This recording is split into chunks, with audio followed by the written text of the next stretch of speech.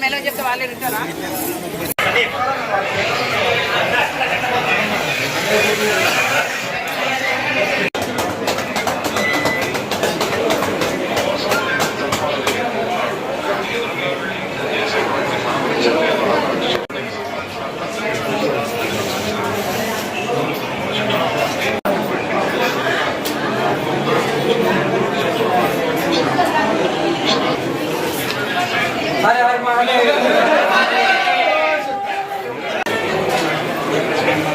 शामना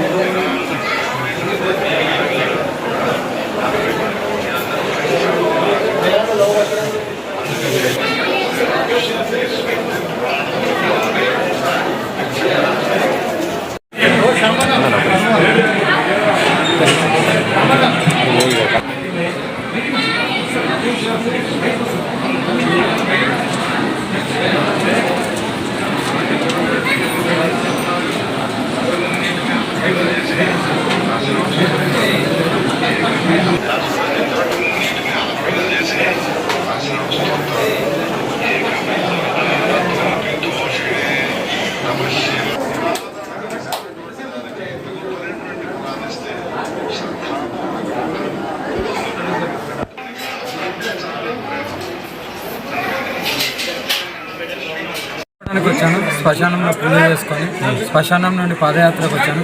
అమ్మవారి పిలిచింది కాబట్టి నా వంతు నేను వచ్చి అమ్మవారికి చెప్పుకొని ప్రజలందరూ బాగుండాలి, అందరికీ ఏ కష్టం రాకుండా కాపాడుకోవాలని నా వంతు నేను లోక కళ్యాణం గురించి వచ్చాను కాబట్టి అదే చేసి నేను వెళ్తున్నాను. చెప్పలేము మేము, మా పూజా విధానాలు ఎవరికి కూడా చెప్పలేము. సస్పెన్స్. నేను ఎక్కడికి వెళ్తున్నాను నాకు మాత్రమే తెలియాలి. నేను వేరే వాళ్ళకి చెప్పడం. ప్రజల్ని ఒకటే చేయాలి, నా సనాతన ధర్మాన్ని కాపాడుకోవాలి, హిందువులందరూ ఒకటే అవ్వాలనే సంకల్పంతో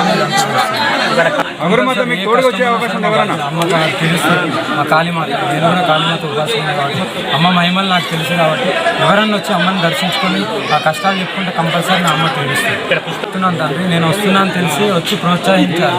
అమ్మ నడుచుకుంటూ పాదయాత్ర వెళ్తుంటాయి. చాలామంది పెద్ద వాళ్ళు ఉన్నారు, ఎవరు రాంది ఆమె నా మీద గౌరవంతో సనాతన ధర్మం గురించి ఆడపిల్ల నడుస్తుంది ఇలా అని నా వంతు మద్దతు తెలపడానికి వచ్చింది. నాకు ఇబ్బంది అవుతుందో ప్రజలకు నాకైతే ఏమి ఇబ్బంది మీకు మీరు కుంభమేళకి వెళ్తున్నా.